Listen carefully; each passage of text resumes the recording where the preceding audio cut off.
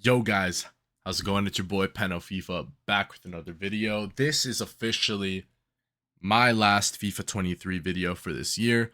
I'm sure inevitably we're gonna do a retro video, going back, talking about stuff, you know, comparing EAFC to FIFA 23 and maybe even past FIFAs. But I just wanted to do one last shout, to all my boys on FIFA that ended up making this year so enjoyable or even unenjoyable. I can't lie. You could probably see on the bottom there's a couple cards on there that might make your skin crawl. I'm sure I'm sure there's a couple of them that are gonna really irritate you. But regardless, we're here to give a shout out to the people, to the cards, right? That made this year enjoyable, that brought us, happiness. And these are my personal club legends. Feel free. I really want to hear who made this year special for you, who made this year, the most impactful. Let me know down below, 100%. So I want to get straight into it. VVD at center back. I know I just bought him. I bought him off the market. This isn't mine. I submitted my VVD a long time ago.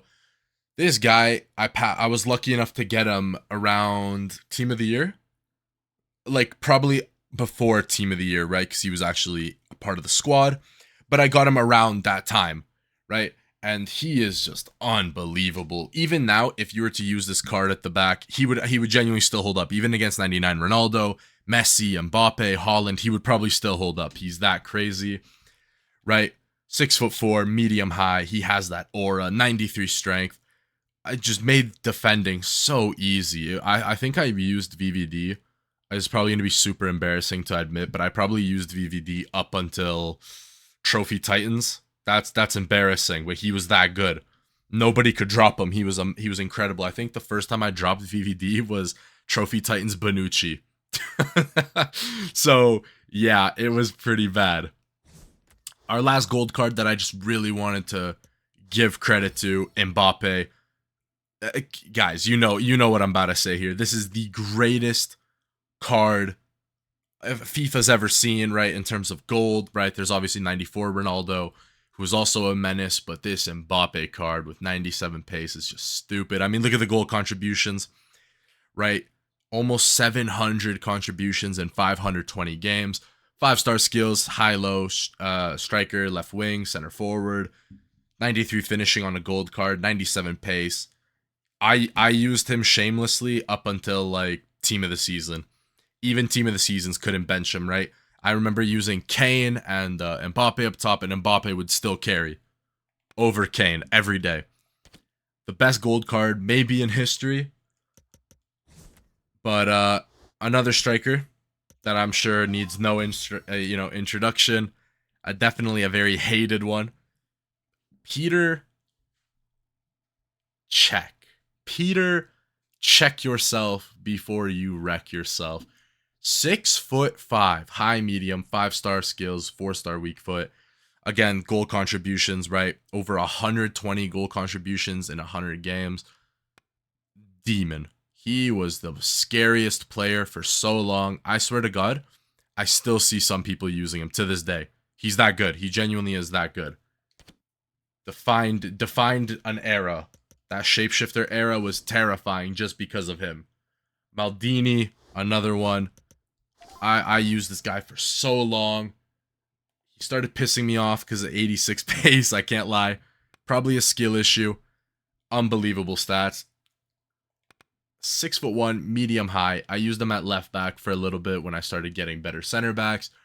Maldini is unbelievable. 900 games. I was lucky enough to pack him from oh man, I can't even remember. It was like a mid or prime icon pack, and I was lucky enough to pack him. 900 games for the club. Absolute legend.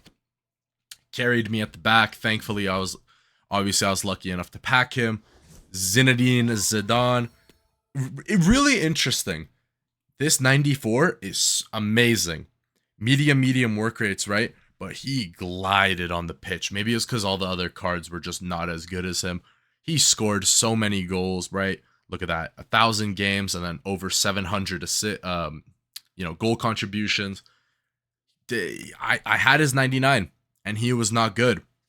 I really don't like the 99, but this Zidane genuinely changed my midfield.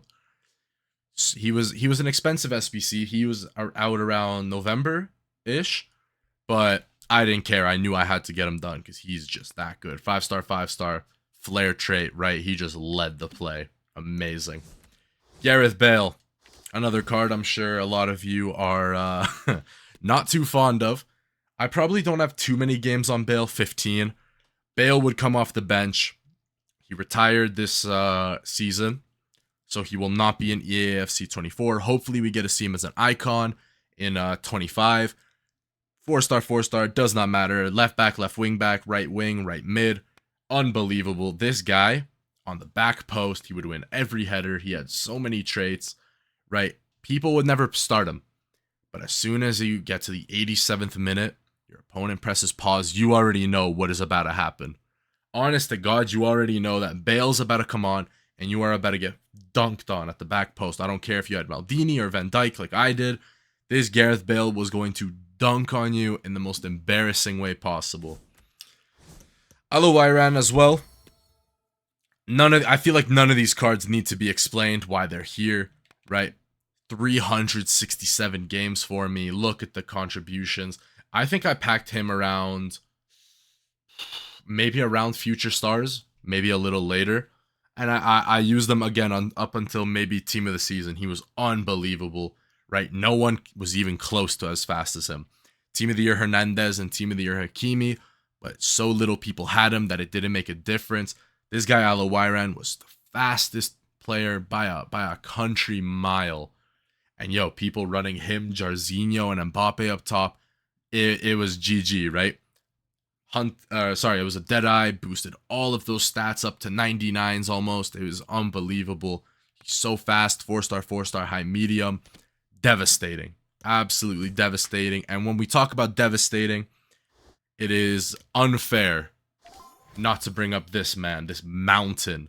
6'8", Vanya Milinkovic-Savic, 354 games played since Shapeshifters. He cost an 85 and an 86 rated team. This was the bargain of a lifetime. If you did not do this, man, you missed out because he's arguably still the best center mid in the game. I know there's Jude, I know there's Mateus and Zidane and whoever, Xabi Alonso. I don't care. They are not as good as Vanya. Unbelievable stats. You see what he did for the club. 75 goal contributions from CDM. That's good. That's a great return from you. Never got sent off. Club legend. Capitano. Di Maria. Incredible card. Cold dynamic. 5-star skill moves during the World Cup. Right? 152 goals. 146 assists. Right? Beautiful stats. Great traits. Great links, by the way. Right? He linked to a certain somebody that we still have on the bench. Right? Unbelievable. Di Maria, what a bargain he was as well. He was like an 84, 85, 87. And you got a lone Messi as well for completing Di Maria. Largely upvoted. Did the work for me. Put on a Maestro Chem style. Look at all the boosts he got. He was fantastic. Di Maria, you are certified as a legend here. Pogba. Team of the Year. Flashback. Pogba. 844 games for me. High medium work rates, 6'3". For me, this was one of the best center mids as well. I think Pogba held up for a really long time. I think I was still using Pogba during Trophy Titans.